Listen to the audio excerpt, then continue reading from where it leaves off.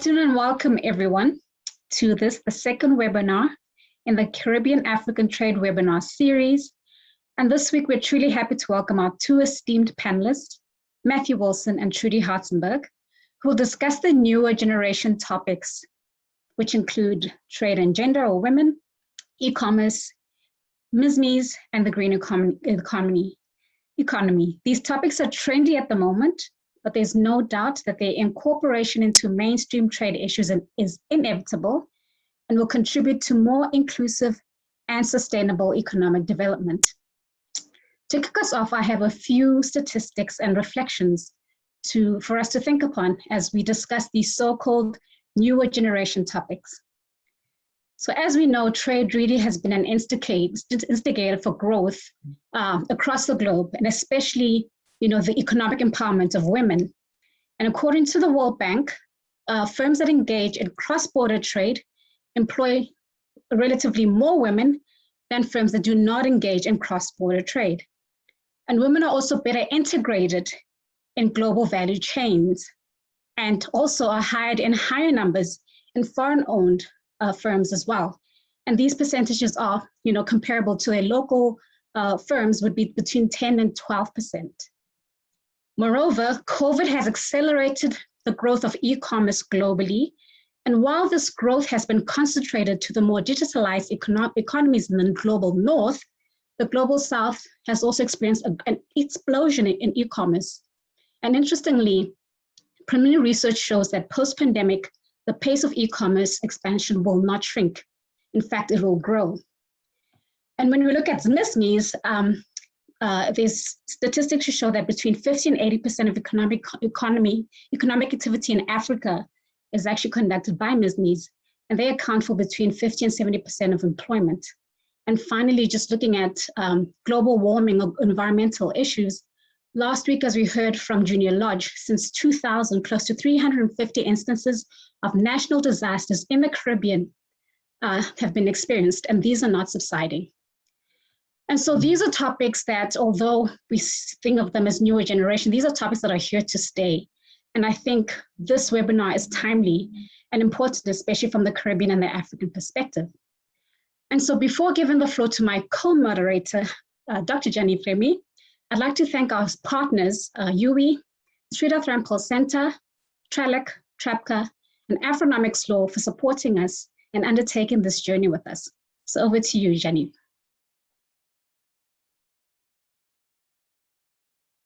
Thank you so much, Kholo, and welcome everyone to this in the second of our Caribbean Africa Trade webinar series. I don't have much to add by way of introduction. I want us to get as quickly as possible to our esteemed speakers.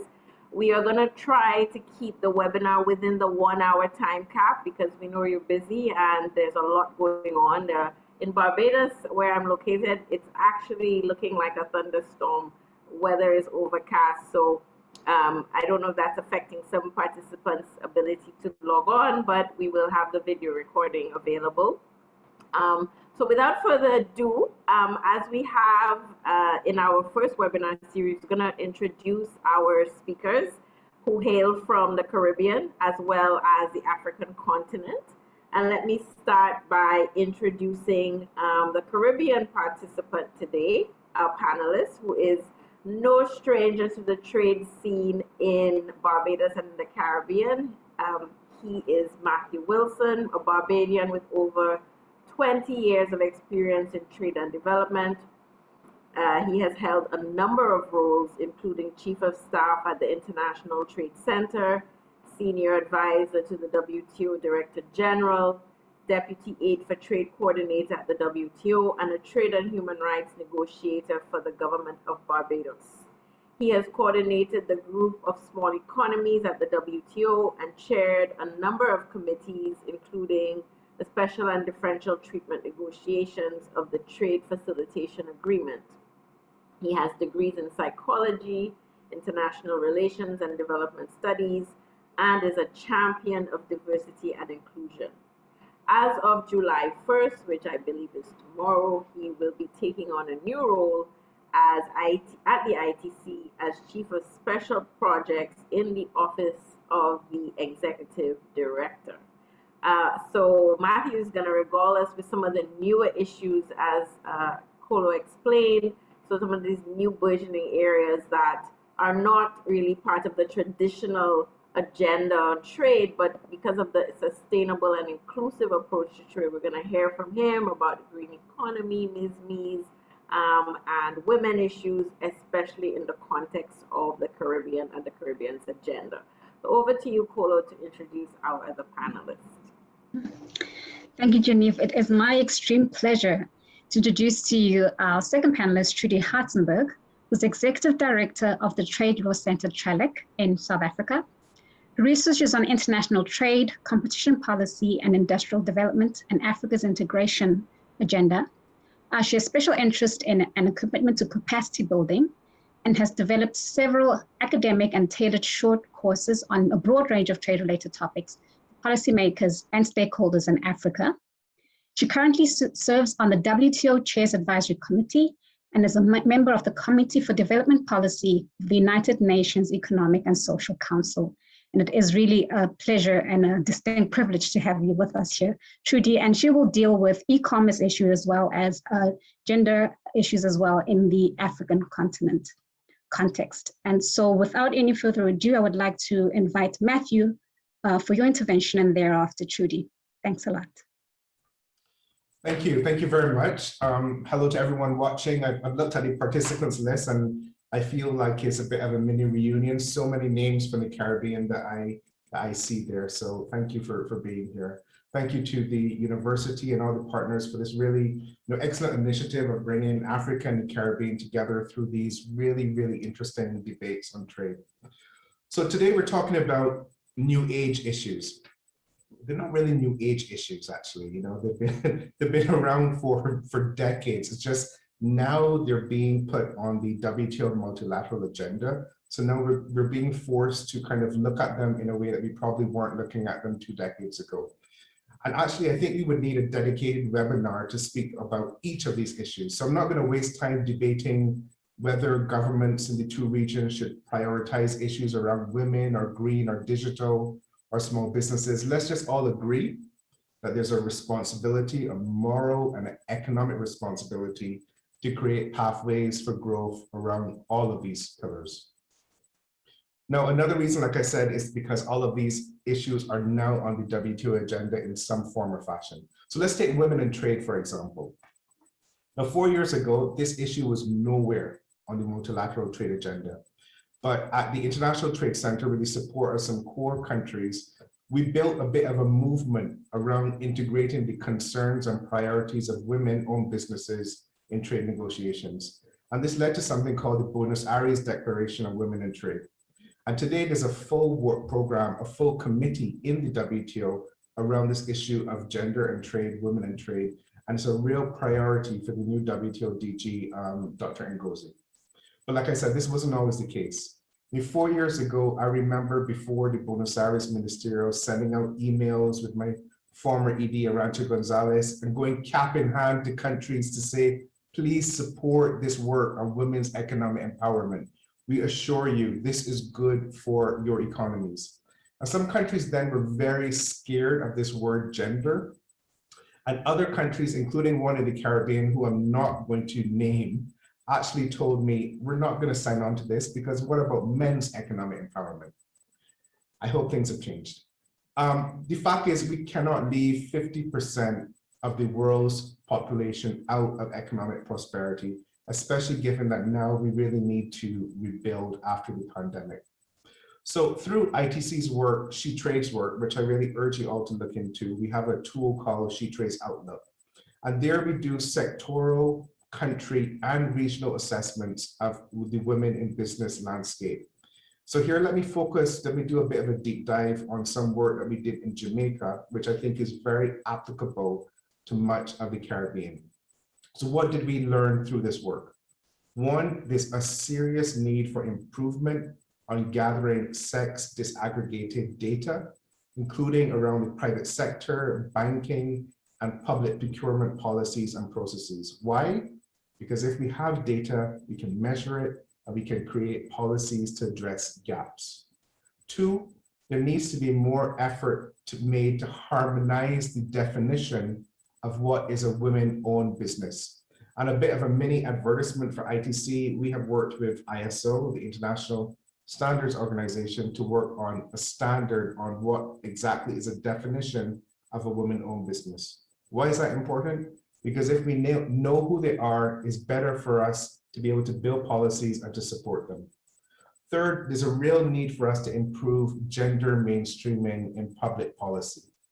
We need to develop clear policies to protect women from sexual harassment in the workplace and clear laws that prohibit gender-based discrimination on things like access to credit. Because in 2021, I don't think we can demarcate women's issues, women's social issues, women's sexual harassment issues, women in the home issues, women in health issues, and women in economic issues. We have to look at it in its totality. 4, we have to continue to make progress on digitizing processes around business registration, including one-stop shop portals to provide guidance on business startups and compliance to national regulations, and also export-import measures and incentives. Why is this important? Because we found that digital actually removes the gender barriers and discrimination which far too women still have to deal with in physical interactions. 5, we've found that there really needs to be more of an effort to have specific training and skills programs for MSMEs and women associations. Financial institutions like our banks need to be better trained on lending to women-owned businesses. Why? Because a lot of bankers still feel that lending to women-owned businesses is risky. I can tell you based on our evidence that is not the case. We have done some analysis, 98 to 99% of women-owned businesses repay the loans that they're given by the banking sector. And 6, we need better gender budgeting, because this will help us to better understand and close the gender gap in terms of access to financial instruments. And I really feel that there's merit in us in the Caribbean exploring or expanding national or regional financial instruments specifically tailored for and targeted to women entrepreneurs in the region. Maybe this is something that the Caribbean Development Bank is already leading on. And now that we know kind of the main contours of the issues that women in business in the Caribbean face, and you know that you can partner with ITC to capture this data, I think we need to move to the next level, which is acting. And here ITC is in talks with the Caribbean Development Bank about being able to roll out this kind of data collection and policy roadmap throughout the Caribbean with an idea to launch a She Trades Caribbean. Then the second issue I want to talk about is green recovery. And of course, there's a gender dimension to this as well. And here I do want to look at it through the lens of micro, small, and medium-sized enterprises. And I also want to make a pitch for a very recent ITC flagship publication that was launched just earlier this week, actually. This is the SME Competitiveness Outlook on Green Recovery. Download it from our website. I'm going to include a link for it in the chat afterwards. And what did we find when we did this analysis? Of course, we know that small businesses were the most affected by COVID. I mean, that's pretty normal. But our survey shows that 2 out of 3 of these small businesses around the world were strongly affected, with 1 in 4 at risk of shutting down permanently. Now, the main reason for this is that the smaller the firm, the less resilient it is. And this is a real problem for the Caribbean, where over 90% of our businesses can be considered small firms. They are the ecosystem of Caribbean social and economic life. Now, in the Caribbean, I hope that we're seeing the light at the end of the COVID tunnel, but we have an even bigger crisis on the horizon, and that is climate change. Almost 70% of the companies that we interviewed in sub-Saharan Africa, for example, they saw environmental risk as a competitiveness risk. And when we look at firms that were involved in agriculture, that increased to about 93% of them seeing that climate change was going to bring real risk to their competitiveness. And as the Caribbean tries to confront issues around food security, this is going to be a real issue for us. Now, we also surveyed a number of large firms, and 60% of them invested in at least one measure to reduce negative environmental impact. For small firms, less than 40% had done this. And for women and youth-led firms, it was even less than this. And we know why. They're often cash-strapped, and they're often thinking more short-term. But we need to change this narrative about what makes a business competitive in the short term, because what makes it competitive in the short term will also make it more resilient in the long term. So we need to shift that narrative. So for climate change, I think businesses in the Caribbean, they really need to take measures now, and the government needs to put in place supportive measures to drive resource efficiency actions, the use of digital and green technologies, and importantly, to leverage green finance. And there's a lot of green finance out there. And our evidence has shown investing today will lead to higher returns in the medium to long term. From solar panels, which is something I grew up with in the Caribbean, having a solar panel on my roof, to using agriculture waste more wisely. This is something that ITC is doing with a EU-funded Coconuts in the Caribbean project, where we're using the husks of the coconuts for manure rather than just throw them in the dump, to preparing to face the growing number of environmental regulations that will be needed if we want to really have our small businesses export. And as Kholofelo said just now, evidence shows that those businesses that export also tend to hire more women. So it's a bit of a value chain. And when we look at the number of environmental regulations and sustainability standards, we see that in 1989, there were about maybe 15.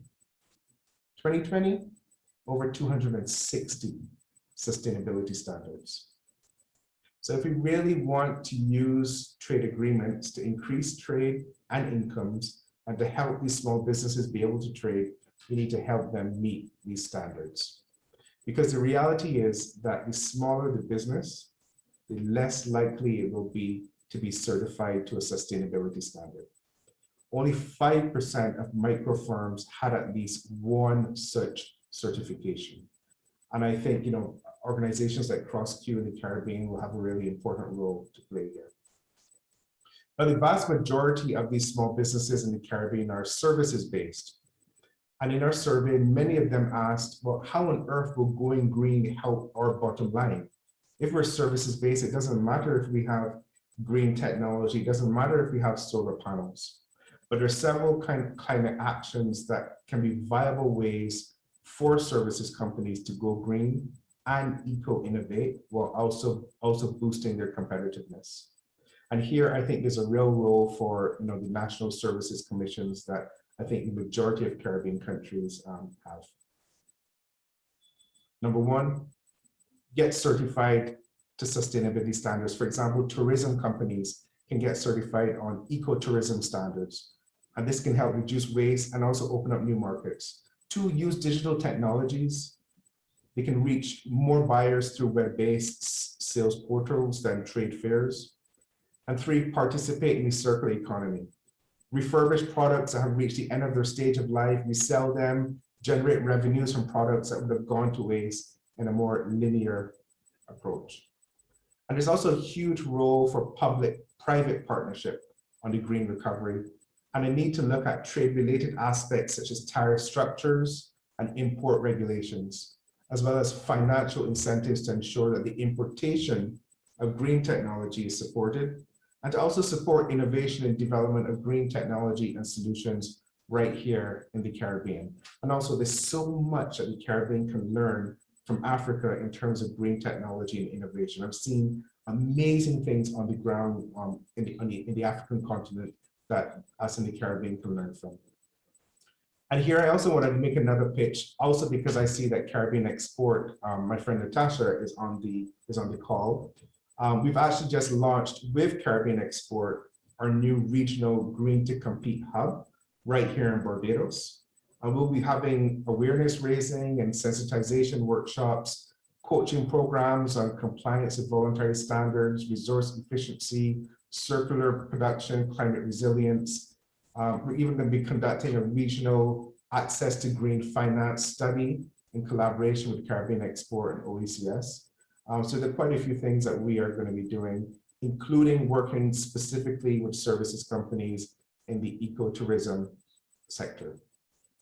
Now, I haven't touched on digital, but with the e-commerce discussions picking up speed at WTO, and with digital affordability and access being central to the pandemic, including making our digital nomad scheme a success in the Caribbean, this has to be a priority for the region. So we need to move from this constant assessing our digital readiness to rolling out free Wi-Fi in public spaces, to expanding our bandwidth, and to moving our processes fully digital from banking to health services. 30 years ago, I remember the most widespread question that tourists would ask when they're traveling to the Caribbean is, how close is the beach? Maybe 20 years ago, it was, how safe is the country? Today, how's the internet speed? That's what they want to know. And that really tells us something. So what does this mean for the region? And I'm closing here. How do we turbo boost all of these issues that are priorities? Number one, again, I think we need to do a real assessment of our tariff structure to ensure we can import green technologies or digital tools that serve as inputs into digitizing and greening our economy. And we also need to continue to push this notion of vulnerability on the global stage, something that Prime Minister Mia Mottley is doing incredibly well, to help us as small islands be able to access financing to transform our economies. Two, CARICOM and the CMSE, or is it CSME? Yeah. Now, we're likely going to hear Trudy speak about the innovative work of the CFTA and its various protocols around women and youth and digital.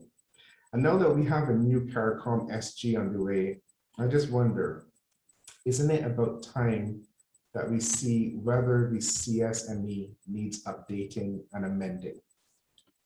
And actually, Johnny, I just read your piece discussing the recent report that was put forward by CARICOM. And a way you also hinted at some of these issues.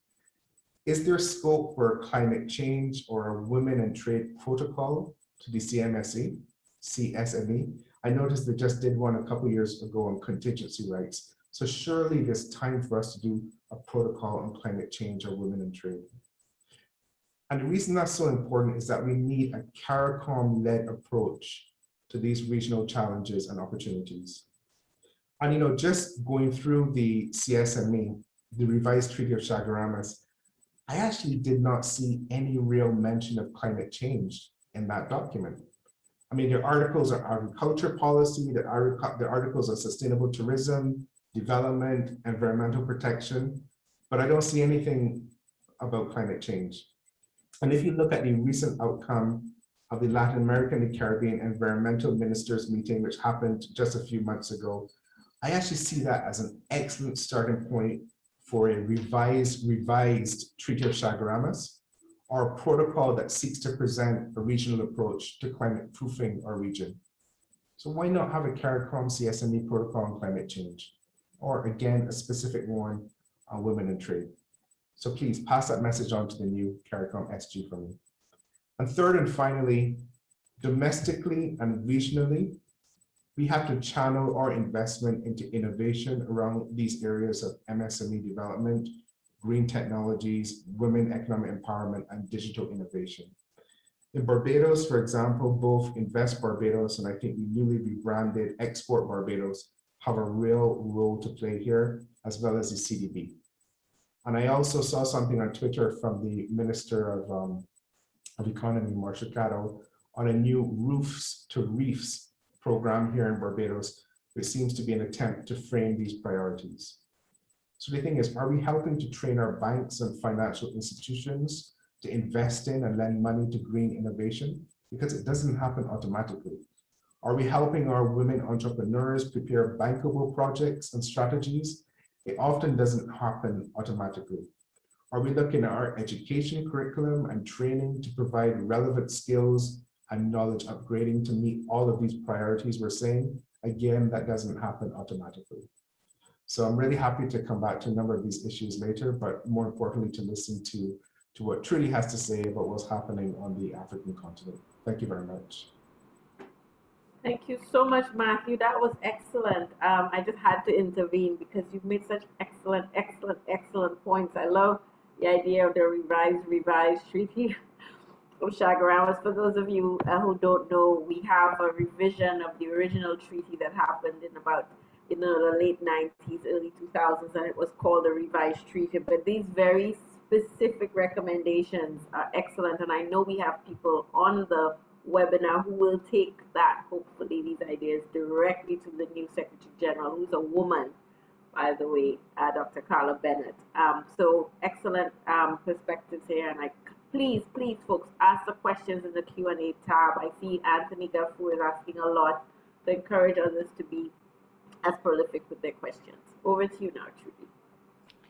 Thank you so much, colleagues, and it's a great pleasure to join you today. I want to share with you in just 1 minute one of the reasons why we are at Tralac so pleased to be here.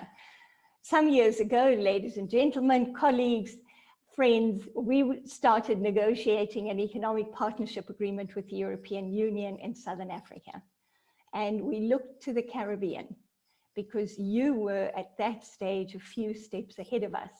So we invited a colleague who actually participated in the first webinar last year, Junior Lodge, to come and share with us some of the experience from CARICOM, CARIFORUM, negotiating an economic partnership agreement with the European Union. He shared with us at a very critical time important information, not only on the substantive negotiating agenda, but also on that subtext, which is often so important when negotiating take place between unequal partners. So we were negotiating with one of our key trade partners in the global economy. We're extremely grateful. So this means a lot to us. Matthew, you've covered so many issues so eloquently. From my side, I'm going to share with you just a little bit of information from what's happening on the African continent, and in particular on the AFCFTA. And I'll focus very much on women in trade and on e-commerce and the digital trade, digital transformation agenda. Just as a reminder, 2 basic metrics that we should keep in mind from the continent. Women constitute more than half the population. An African's population, the median age is 19 years about. This means we have a young population, and we have to give opportunities to both women and youth in the AFCFTA and much more broadly on the continent. The AFCFTA in particular will not succeed unless we do that. So with great joy, we saw the announcement that the protocol on women, youth, and SMEs is to be added to the collection of legal instruments that will constitute the compact, the legal compact that is the African Continental Free Trade Area. Matthew, we're still waiting to see climate added to that list. But keep in mind, colleagues, that the AFCFTA is a document driven by member states. And so we can add to the list of legal instruments that will ultimately form an extremely important governance compact for the continent. When it comes to trade, gender in particular, women in trade, we see a lot of activity supported at national level as member states prepare their implementation strategies. And mainstreaming gender in policy and implementation has become particularly important. But colleagues, exactly what does mainstreaming mean? And I think it is absolutely critical that we look at the detail. What are the specific challenges, constraints that women traders face, and how do we address them? And statistics I came across a couple of days ago was particularly concerning. In East and Southern Africa, we have a platform for notification, monitoring, and elimination of non-tariff barriers, tradebarriers.org.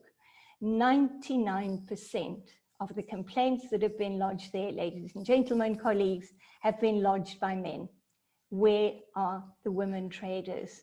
And this is a complex question. It has many, many answers. But in order to address the specific issues that women traders face, we need to understand the multiplicity, the complexity of the challenges that women traders face.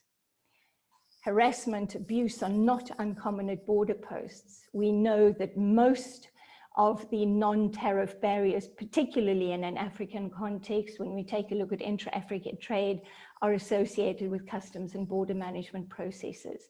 What do we do about that? And a practical agenda to the management of borders becomes absolutely critical. Very important also when we take a look at intra-African trade is the fact that small-scale traders, and I prefer the term small-scale traders to informal cross-border traders. Colleagues, there's nothing informal about a woman trader who's crossing a border 3-4 times a day to earn an income for her family and provide food security to communities on either side of that border post. But small-scale traders, colleagues, face specific challenges. Matthew's alluded to one of them, and that is access to trade finance. Colleagues, where are the fintech solutions which can leverage the wealth of information and collateral that exists on a small-scale trader's mobile phone? This is absolutely critical that we move the bar in terms of thinking around collateral requirements for access to finance, and in particular here for access to trade finance.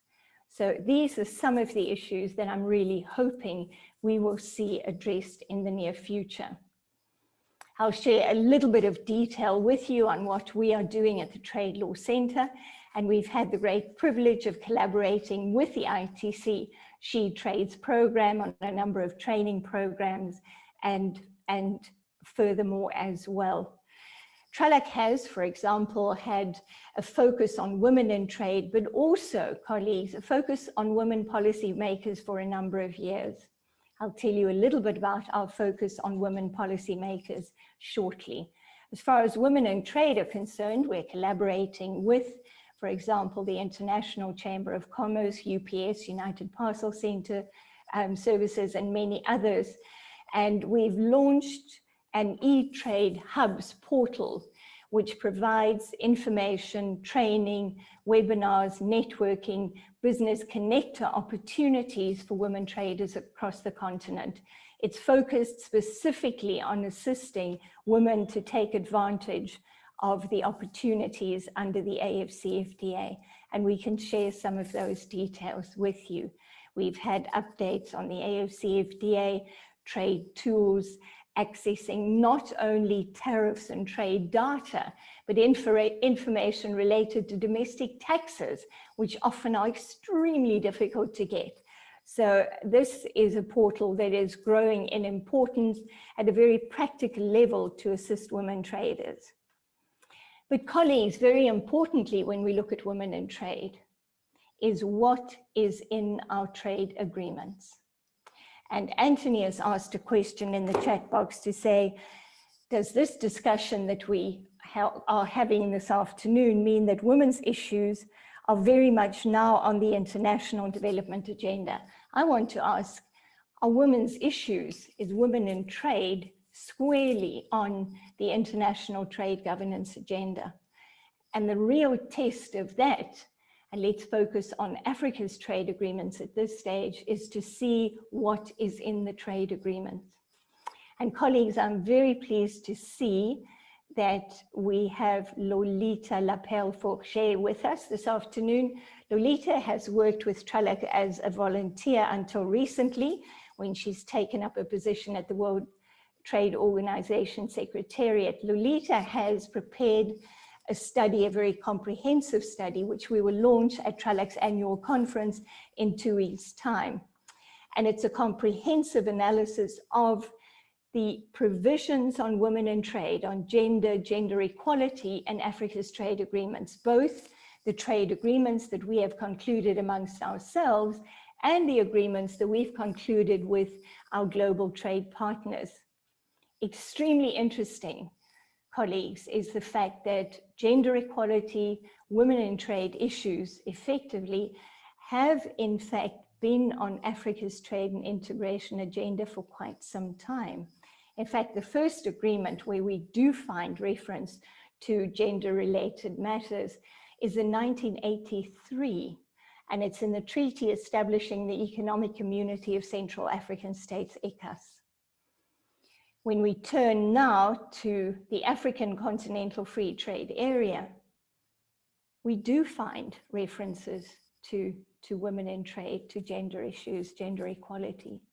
But let's take a look at whether these are in fact binding commitments or whether they are general statements of intent, of best endeavor provisions. And there is a reference, of course, in the preamble to the agreement establishing the African Continental Free Trade Area, and it says something along these lines. Colleagues, bear with me as I paraphrase from memory what's in that.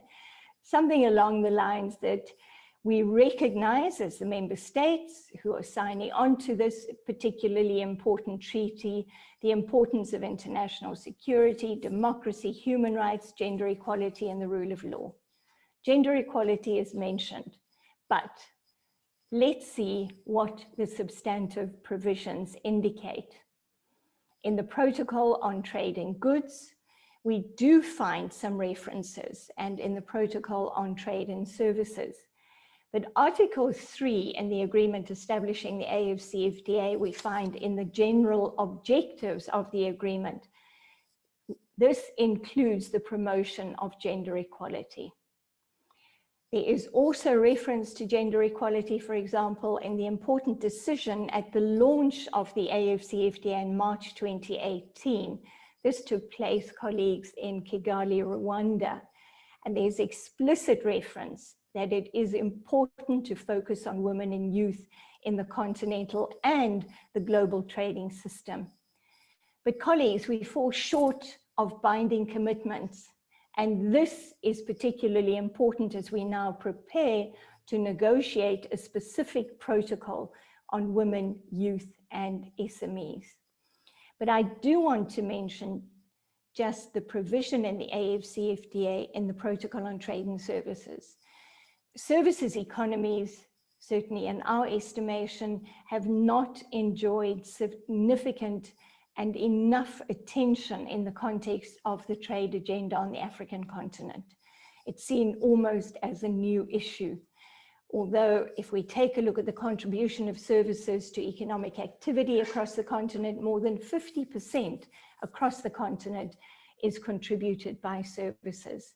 Trade and services is growing significantly, and small-scale trade and services, including also via mode 3, foreign direct investment, is increasingly important, but highly unappreciated and unaccounted for. So extremely important to keep that in mind. In the Protocol on Trade and Services, there is focus on women and youth, and it says something along those lines. It is important to improve the export capacity of both formal and informal services suppliers, with particular attention to micro, small, medium enterprises, women and youth services suppliers. But what exactly does that mean? So, colleagues, I would like to emphasize the importance of going an additional step towards binding commitments if we are serious about promoting gender equality, women in trade, and also women and youth. But our women trade policymakers, colleagues, are often neglected. Women are still underrepresented when it comes to policymaking roles across most African countries. And I think this is particularly important. Young women in particular find it extremely difficult to make headway career-wise within the context of the policymaking institutions of which they are part. Their capacity, their commitment to training, and their own development is often not appreciated and not integrated and leveraged to great effect within the institutions in which they work. So TRALAC launched in 2019 a program which we now refer to as She Governs Trade. We have a development program in terms of which we introduce a group of young women every year to a development program. It involves not only technical trade training, but also professional skills development. And this is perhaps equally important to the technical trade capacity development, change management, being able to function effectively in sometimes very complex, very difficult, and even hostile institutional environments is absolutely critical to the success of and the effective contribution of women policymakers. We also have a mentor program, and this year, colleagues, I'm very pleased to say that a number of our alumni are serving as mentors, and I see a couple of our alumni with us this afternoon. This is an extremely important program. It also builds research capacity, presentation skills, and the collection of skills which are essential if our young women policymakers are to succeed in making an effective contribution to policy which will be supportive to capitalize on the contribution of women traders and women entrepreneurs more generally. We should also keep in mind, colleagues, that it is not only existing women traders who matter, but potential women traders and those who have not succeeded. Unless we understand the reasons why they are not succeeding as traders, we will not make a difference to that. Turning very briefly, as I'm very much aware that time is running so fast this afternoon, to e-commerce and digital trade and transformation more generally. Colleagues, the African Union Commission has prepared a strategy on e-commerce development for Africa. It will be discussed very shortly, and this is particularly important, of course, in terms of preparing for the protocol on e-commerce under the AFCFTA, which we will be negotiating. These negotiations have not started. It means we have a window to contribute in terms of analysis, but also awareness creation and leveraging information and input, especially from women entrepreneurs. I think if we take a look at the African Continental Free Trade Area and this e-commerce and broader digital trade and transformation agenda, it's extremely important that we keep in mind that the AFCFTA is not only a free trade agreement or a free trade area. It is also a flagship project of the African Union. It fits into the ecosystem that constitutes Agenda 2063. That is the continent's development strategy, but also its transformation strategy. And digital transformation is absolutely integral to effecting that transformation of the African continent. While we've heard about some of the important strides and benefits that have accrued, in particular, been leveraged during the pandemic, colleagues, that is not the experience of every African citizen. And therefore, taking a look at this e-commerce digital transformation agenda in a much broader context is absolutely essential. It is true that the very serious challenges of inequality and exclusion are taking on new manifestations in the digital age. And therefore, we have to focus also on digital infrastructure, skills development, education. What we've seen is during the pandemic, as a result of the lack of access to not only tech equipment, connectivity, but the skills to use the digital economy opportunities, we have seen thousands, if not millions, of children getting left behind as far as their educational training is concerned. That is an absolute travesty.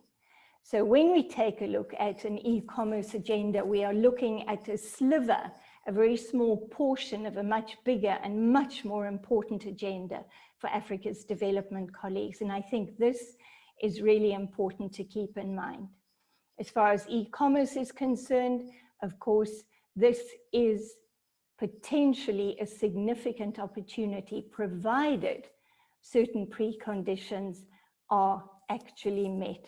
And they relate not only to the infrastructure issues that I've mentioned here, colleagues, but they also relate to a whole range, an ecosystem of governance requirements, absolutely critical. And many of these are not yet in place at national level. And my view is very strongly that the fact that we don't have the cyber law, security, protection of personal information, legislation and so on, all in place across the entire continent, does not mean that we should wait, because the world, the digital economy is not waiting for us.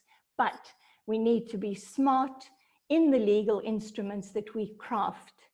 And here we can take some lessons, for example, from the not so recently anymore concluded comprehensive and progressive agreement for the Trans-Pacific Partnership, where in that context, the challenge of integrating unequal partners is also addressed in some very interesting ways. If we look at the chapter on e-commerce, for example, there's one footnote which stood out just recently when I looked at that instrument again, and it indicated that, for example, Brunei Darussalam would not be bound by a particular provision until it had its domestic legislation in place, and there would be some technical support in order to do that. That, colleagues, is a principle that we have enshrined in the AFCFTA variable geometry, that we can move along different tracks. We need to give effect to that, and we need to make sure that it is backed up by technical and financial support to be able to develop those governance instruments, but also to train and to make all of us aware of what those implications are. So I think we need to take a look at the technical agenda, and that's the easy one, colleagues, to have a look at. We need to take a look at issues such as the protection of personal information, electronic authentication and electronic signatures, location of computing facilities, data storage, you name it. There's a bunch of technical issues, but there's much, much more if e-commerce is going to be an effective means of providing opportunities for women traders. The area of competition policy, in closing, I would like to emphasize. We will also be negotiating, colleagues, a protocol on competition policy. The member states, those who have ratified the agreement, so the state parties, have agreed to cooperate in a number of areas. Competition is one of them, alongside investment and intellectual property rights. But what does cooperation on competition policy mean when a woman trader wants to get access to an e-commerce platform and she reads the terms and conditions? That is the ultimate test. So when we take a look at the role of competition policy, which is absolutely critical to provide fair, equitable access to e-commerce platforms, this will be the test of whether we have succeeded in supporting women's participation in e-commerce effectively. Thank you so much.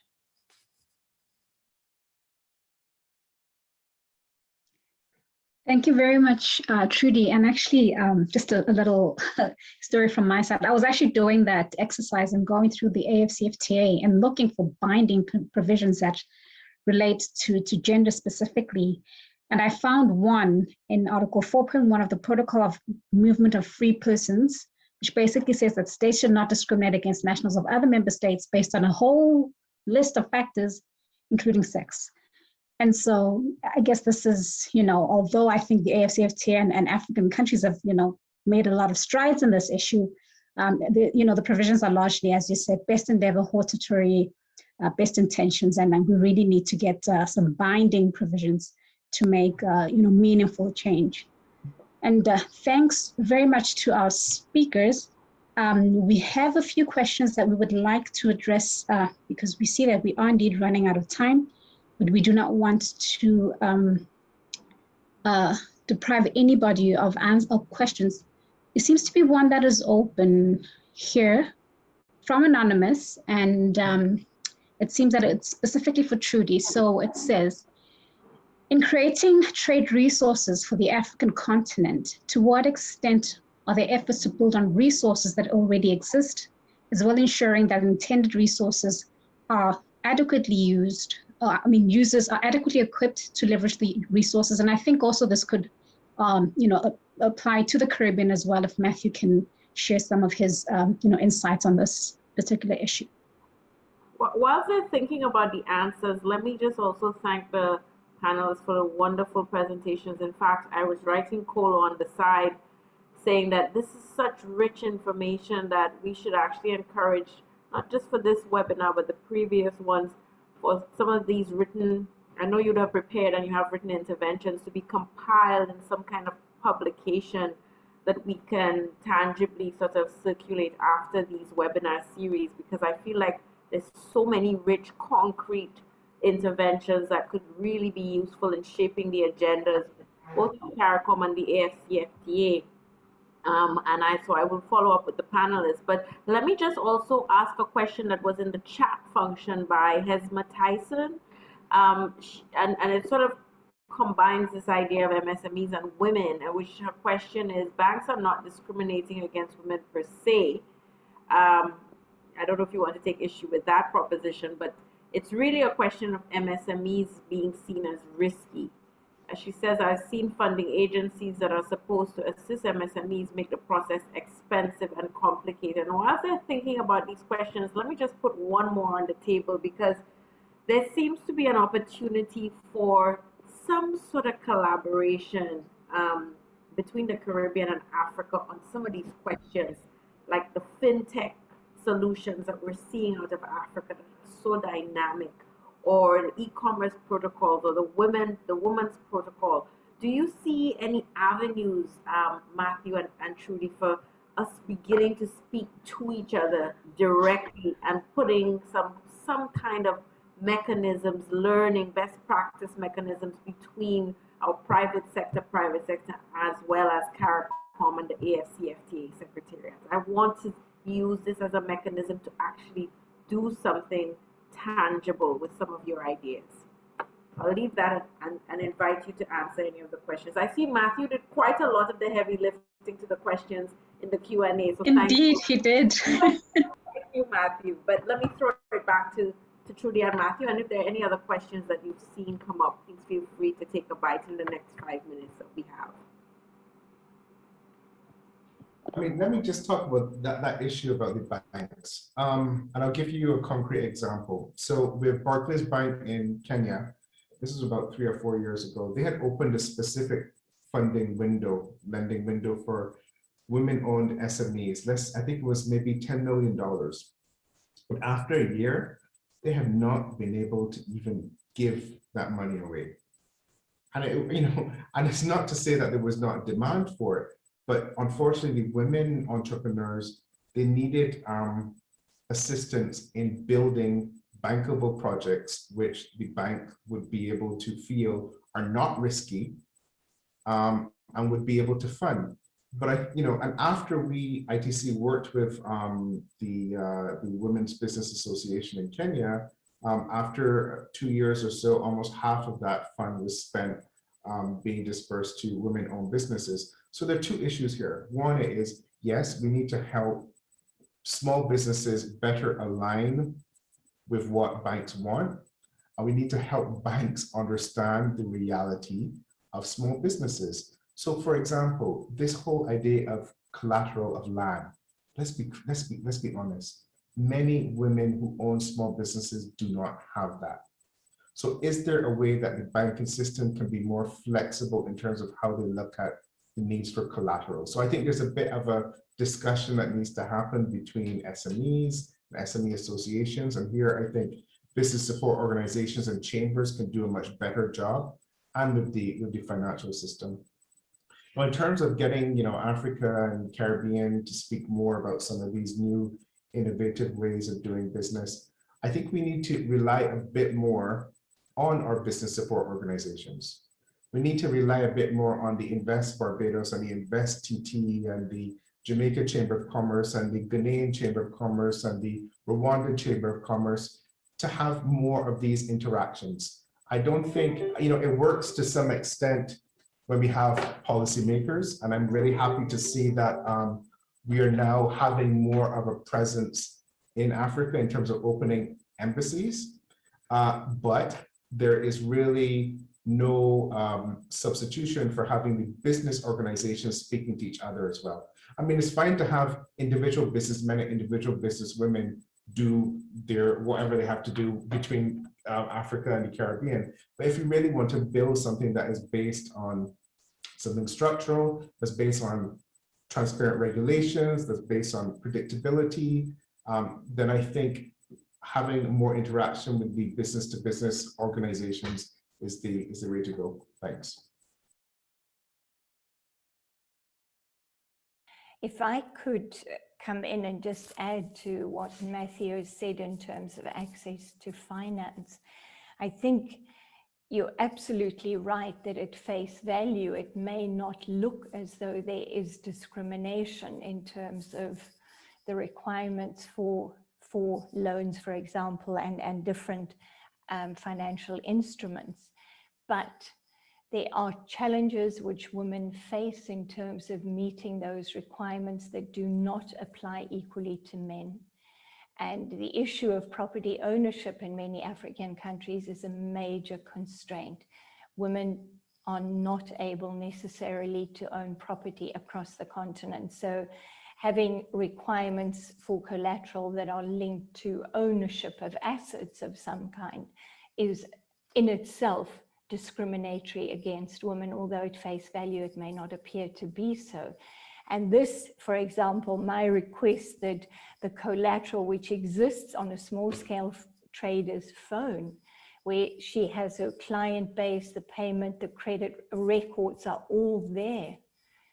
This is extremely important. And to be honest, if we look at the size of loan that woman would need, the risk to the financial institution is absolutely minimal. So I think we've got to think creatively, we've got to think very smartly about the pre-existing constraints that women face in our economies and societies that manifest in what may appear to be a gender neutral instrument in the financial services sector or in other sectors where economic access for success as a trader, as an entrepreneur for women may well be negatively impacted. I think that's so important to keep in mind. Coming to the question about the access to resources, colleagues, this is a really important question because access to information, access to resources about international trade governance is a major problem across the continent. Even getting access to legal instruments, to policy documents, to regulations, national laws that are absolutely essential to comply with if effective market access is to be achieved is a major problem. And if we go and look now at some of the websites of our regional economic community secretariats and even continental institutions, we will see that the information is not regularly updated. And I think this is something that we all have to work collectively towards. But training resources, and I think this is where we could all do a much better job in terms of rather developing our own new resources every time we take a look at a training initiative. Let's share, let's collaborate. And I think this is extremely important. Collaboration in terms of getting access to information, in terms of developing capacity can be extremely powerful. It doesn't have to be a kind of narrow focus on what am I achieving and I'm doing better than another organization. We're not in a competition. We have the same objectives at the end of the day. I think that's particularly important to keep in mind. I think the protocol on free movement that Kholofelo referred to is really important. That, of course, is a legal instrument that was presented alongside the AFCFTA agreement in March 2018. It's a separate legal instrument. It is such an important one, colleagues, because without free movement of persons across the continent, we will not deepen our integration effectively. And therefore, taking a look at the barriers to cross-border movement, very often we come back to the domestic regulations related to immigration, to work permits, and so on. And this is not consonant with our objectives to have an integrated, a single market and an integrated economic space on the continent. So we have to look at the interface between the AFCFTA legal instruments and this protocol on free movement. Of course, in the context of the protocol on trade and services, on mode 4, there are a number of very, very important issues that we need to explore. What do we do in terms of mutual recognition of qualifications, for example? How do we facilitate that process so that we can see more movement of professionals across the continent in key sectors where we need them? Healthcare, education, and many, many more, rather than imposing what are really draconian regulations that actually work against our integration ambitions. Thanks very much. If I may, Kolo, and then I'll give you the last word. I think you've done an excellent sort of advertisement for our next webinar, and I'll bring up the flyer. I think our speakers for that are actually on this webinar, talking about work permits and free movement of persons and mode 4 and mutual recognition. These are the object of certain recommendations recently made by the CARICOM Commission on the Economy to simplify some of our procedures for that kind of recognition of credentials and free movement of persons. And so the AFCFTA may look to us for some ideas, and likewise, we may look to you for some of the ideas in these new protocols. So just a little bit of a advertisement for our next webinar, which will take place, and let me just put that up on the screen.